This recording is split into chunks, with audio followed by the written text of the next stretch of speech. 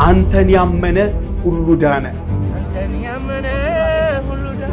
ከሷ ውስጥ የሚወጣው መልእክት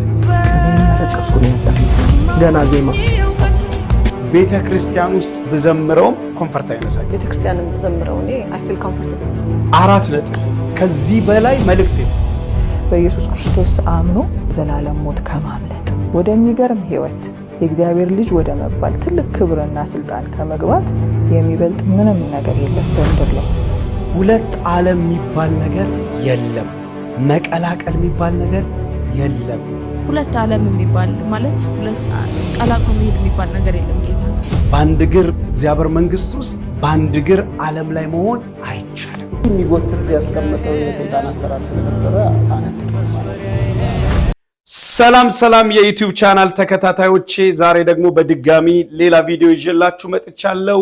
ለረጅም ዘመን ለረጅም ጊዜ ከሚዲያ ጠፍታ የነበረችው ብዙዎች የሚወዷት የብዙዎች ልብ ውስጥ ያለች ብዙዎች የሚያደንቋት መቼ ነው የምናያት ብላ ከሚዲያ ለረጅም ጊዜ የጠፋችዋ ብዙ ተቀባይነት በምድራችን ላይ ያላት በዛኛው ዓለም ብዙ ደጋፊዎች ያሏት እጅጋየሁ ሽባባው ወይም ጂጂ የሶፊያ ሽባባው እህት በሚገርም መልእክት መታለች።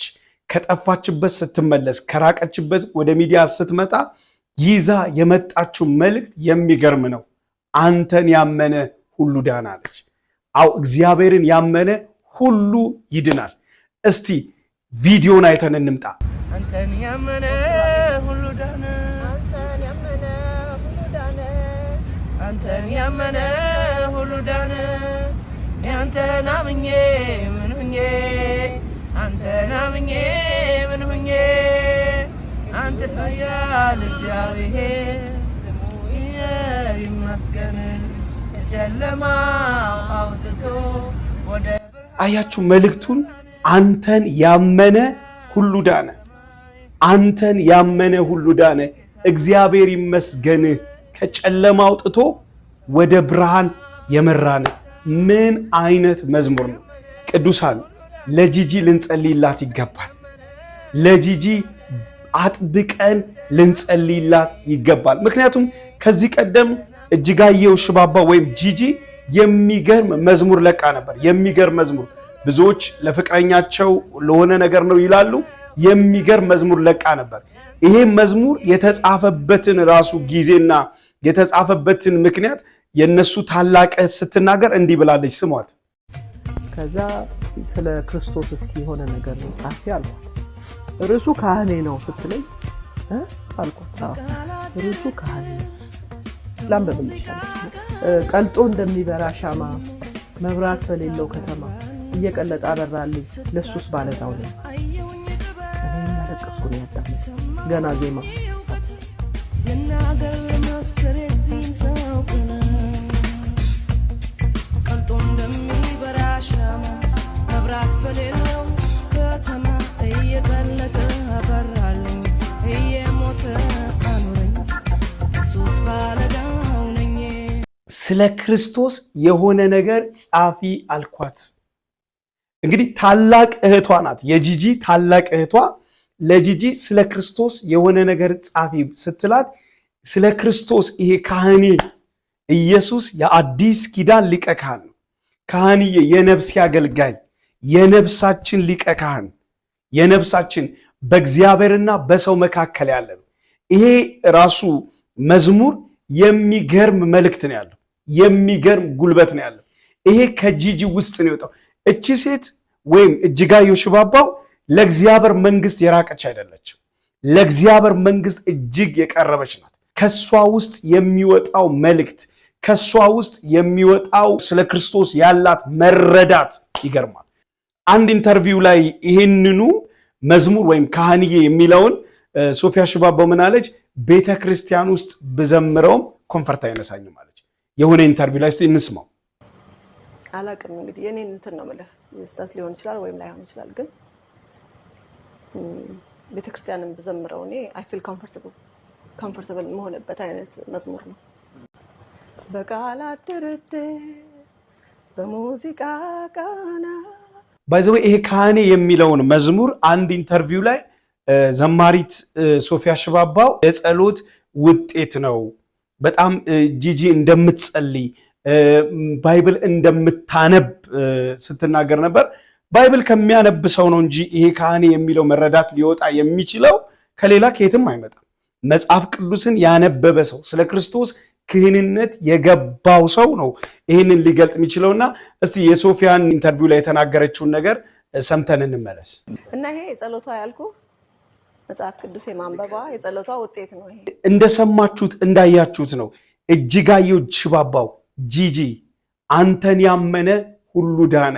አዎ በልጁ በክርስቶስ ኢየሱስ የሚያምን ሁሉ ይድናል። ዘፋኝ ቢሆን፣ ባለስልጣን ቢሆን፣ ባሪያ ቢሆን፣ አለቃ ቢሆን፣ እረኛ ቢሆን፣ ጌታ ቢሆን ሁሉ ይድናል። እግዚአብሔር ይመስገን አለች። ከጨለማ ወደ ብርሃን የመራነ እግዚአብሔር ይመስገን። ለጂጂ ልንጸልይላት ይገባል።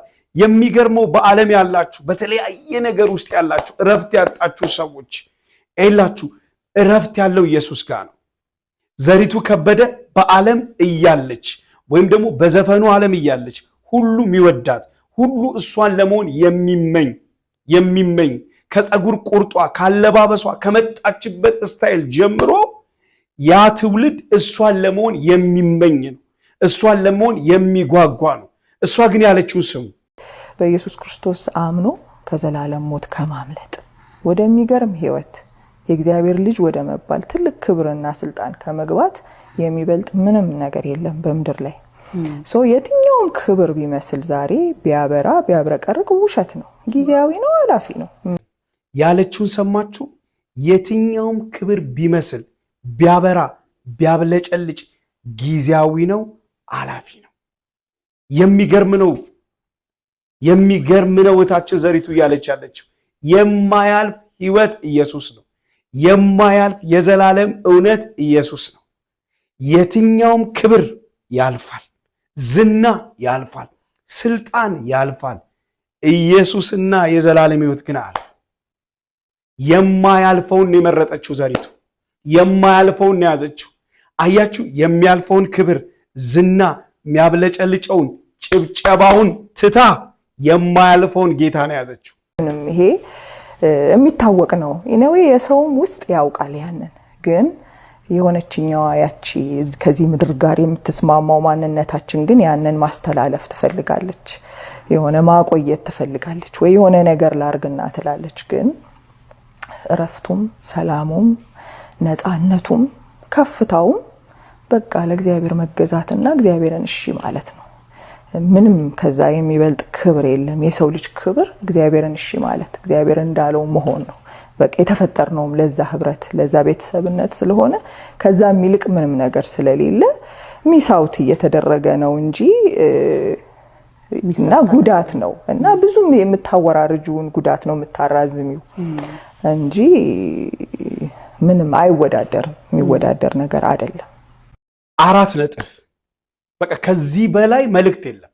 ከፍታውም ክብሩም ድሉም ሁሉ ነገሩም ያለው ለእግዚአብሔር መገዛት፣ እግዚአብሔርን እሺ ማለት ነው። እግዚአብሔርን እሺ ማለት በላከው በክርስቶስ ኢየሱስ ማመን ነው። በቃ ለእግዚአብሔር መታዘዝ ማለት እግዚአብሔር መድኃኒት አድርጎ እግዚአብሔር መዳኛ አድርጎ የሰጠውን ልጁ ኢየሱስ ክርስቶስን መቀበል ነው። አንዳንድ ሰው እንዲህ ይላል፣ ተቀብየዋለሁ፣ ጌታዬ ነው የኔ አድርጌዋለሁ እኮ ብሎ የሚናገሩ ሰዎች አሉ፣ በሌላ ሃይማኖት ውስጥ ያሉ። እግዚአብሔር መቀላቀልን አይፈልግም፣ ሁሉን ትቶ መከተልን ነው። እኛ ሁሉን ትተን ተከተልን አይደል ያሉት ደቀ መዛሙርቶች።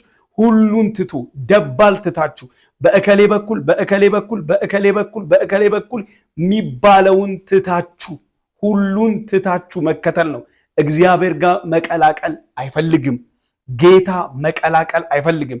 በዚህ ጉዳይ ላይ ከዓለም የመጣችዋ አንድ ሰሞን ዘፋኝ የነበረችዋ ቸሊና የተናገረችው አንድ ነገር አለ። በጣም የሚገርም ነገር። እስቲ እንስማው። ሁለት ዓለም የሚባል ማለት ቀላቅሎ መሄድ የሚባል ነገር የለም ጌታ ጋር። የእግዚአብሔር ቃል በጣም ክሊር ነው። ኮንፊውዚንግ አይደለም፣ ለዲቤት የሚቀርብ አይደለም።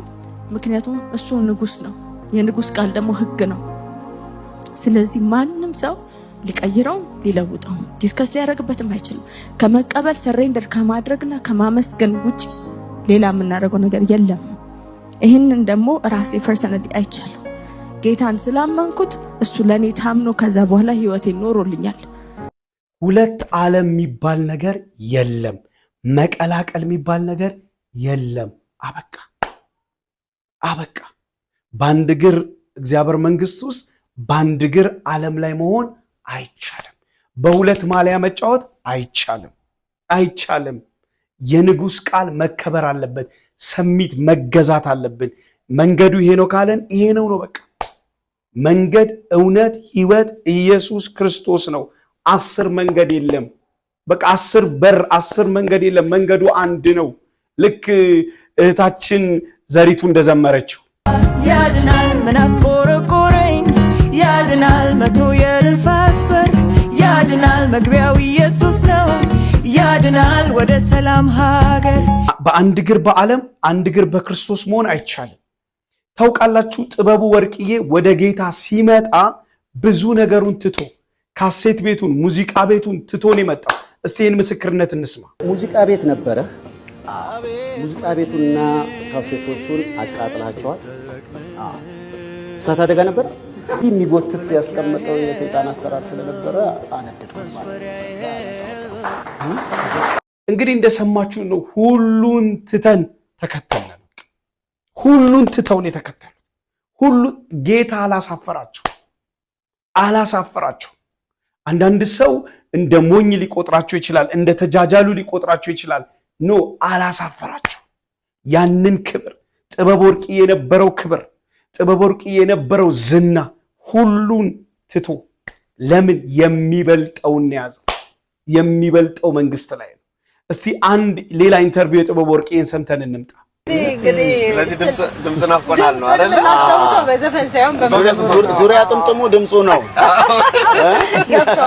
የህይወት ምንጭ ኢየሱስ ሁልጊዜ አመልክሃለሁ፣ ደግሜ ደግሜ ባነሳ እኔስ መቼ እጠግባለሁ። የነፍሴ ንጉሥ ነህ አንተ፣ የህይወት የመሪ የፍጥረታት ጌታ ለዘላለም ነዋሪ። እኔ ስገረማለሁ እገረማለሁ ማዳኑን ያ። በዚህ አጋጣሚ ጸጊና ዮኒ ኢንተርቪው ያደረጉት እንግዲህ የኢቢኤስ ጋዜጠኞቹ ጸጊና ዮኒ ናቸው።